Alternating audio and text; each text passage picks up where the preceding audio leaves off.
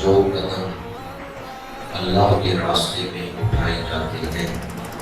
ان پر اللہ نے آتش دوزخ حرام کر دیا، ان پیروں پر دوزخ کی آگ اثر نہیں کرے گی جو اللہ کے راستے میں چلتے رہے ہیں۔ شارحین حدیث نے لکھا کہ کس طرف قدم اٹھائیں تو اللہ کے راستے میں چلنا شمار ہوتا ہے۔ جب کوئی آدمی اپنے گھر سے مسجد کا ارادہ لے کر تو جو قدم مسجد کی طرف اٹھائے جاتے ہیں وہ اللہ کے راستے میں اٹھائے جاتے ہیں۔ جو قدم قرآن سیکھنے کے لیے اٹھائے جاتے ہیں، کسی ایسے ادارے کی طرف جس میں قرآن پڑھایا جاتا ہے یا قرآن سکھایا جاتا ہے،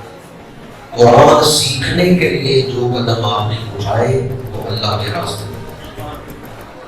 درس ضیاء القرآن کی محفل جہاں علم افروز ہے کہ اس سے دین کی معلومات ملتی ہیں، جہاں